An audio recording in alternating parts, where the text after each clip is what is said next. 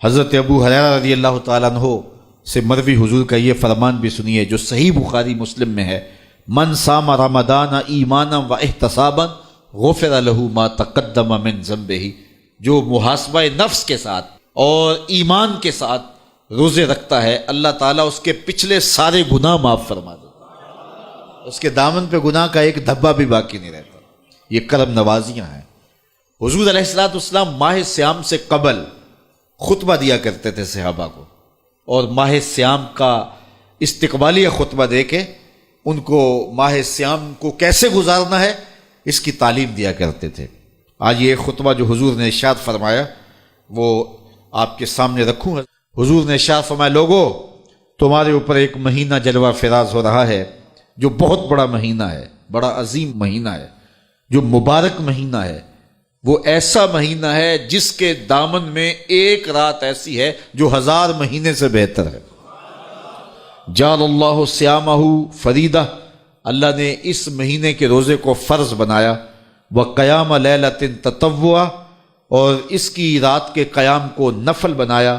من تقرب فیہ بخصلۃ من الخیر کان کمن ادی فریضۃ فیما سواہ، اور جس نے کوئی اس مہینے میں بھلائی کی تو وہ ایسے ہے کہ جس طرح اس نے فریضہ ادا کیا۔ اگر کسی نے نفل ادا کیا تو ایسے ہے جس طرح اس نے فرض ادا کیا۔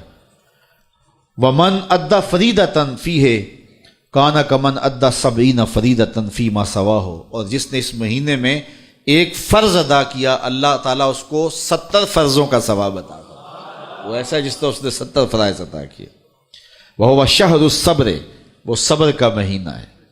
والصبر ثوابہ الجنہ، اور صبر کا ثواب جنت ہے۔ وشہر المواسات، ایک دوسرے سے پیار کرنے کا، ہمدردی کرنے کا مہینہ ہے، دکھ بانٹنے کا مہینہ ہے، لوگوں سے محبت کرنے کا مہینہ ہے۔ وشہر یزاد فیہ رزق المومن، یہ وہ بابرکت مہینہ ہے جس میں مومن کا رزق بڑھا دیا جاتا ہے۔ من فطر فیہ صائمہ، جس نے اس مہینے کے اندر افطار کروایا کسی شخص کو، روزہ دار کو، کان لہ مغفرۃ لذنوبہ، اللہ تعالیٰ اس کے گناہ معاف فرما دے گا اور اس کو جہنم کی آگ سے آزاد کر دے گا۔ وکان لہ مثل اجرہ، اور روزہ رکھنے والے کو جتنا اجر ملا روزہ افطار کروانے والے کو بھی اتنا ہی اجر دیا جائے گا۔ من غیر ان ینتقص من اجرہ شیئا، روزہ رکھنے والے کے اجر میں کسی کمی کے بغیر، اس کے اجر میں بھی کوئی کمی نہیں ہوگی، اور روزہ افطار کرانے والوں کو بھی پورا پورا اجر دے دیا جائے گا۔ قلنا یا رسول اللہ صلی اللہ علیہ وسلم، صحابہ فرماتے ہیں ہم نے عرض کی، اے اللہ کے پیارے حبیب، لیسا کلنا ناجد ما نفطر بہ الصائم، ہم میں سے سارے تو ایسے نہیں ہیں کہ جو روزہ دار کو روزہ افطار کروا سکے، غریب لوگ بھی ہیں، مسکین لوگ بھی ہیں، تو سارے لوگ تو ایسے نہیں ہیں۔ تو حضور نے کیا ارشاد فرمایا، سنیے، فقال رسول اللہ صلی اللہ علیہ وسلم، یؤت اللہ ھذا الثواب، اللہ تعالیٰ یہ روزہ افطار کروانے کا ثواب عطا کرتا ہے، من فطر صائما، جو کسی کو افطار کروائے، علی مذقۃ لبن، دودھ کے ایک گھونٹ سے، او تمرۃ، یا ایک کھجور سے، او شربۃ من ماء، یا پانی کے ایک گھونٹ سے۔